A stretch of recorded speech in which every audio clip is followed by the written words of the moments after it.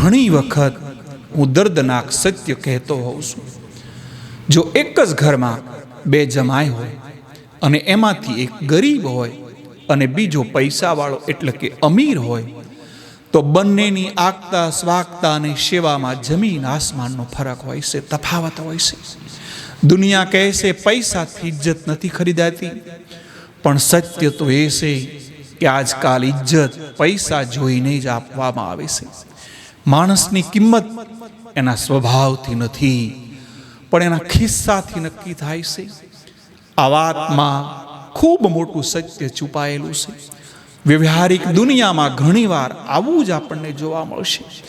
પૈસા અને પાવરના લીધે ઘણીવાર સમાજ ગુણ કરતા સંપત્તિને વધારે મહત્વ આપે છે.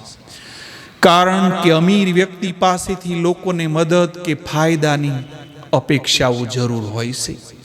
જે ઘરે બંને જમાઈને સમાન માન મળે તે ઘર ખરેખર સંસ્કારી હોય છે. એ દેવ મંદિર જેવું હોય છે, દુર્લભ હોય છે. મોટા ભાગના કિસ્સાઓ એ વાત સાચી ઠરે છે કે પૈસે જ માન પાન નક્કી થાય છે.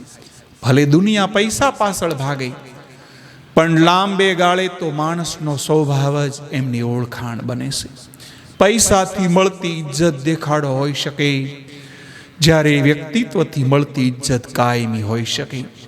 એટલા માટે વાલા મિત્રો, ક્યારેય ગરીબી અને અમીરીમાં ભેદભાવ ન રાખતા, એમના ગુણથી, એમના સંસ્કારોથી એમને માન સન્માન આપજો.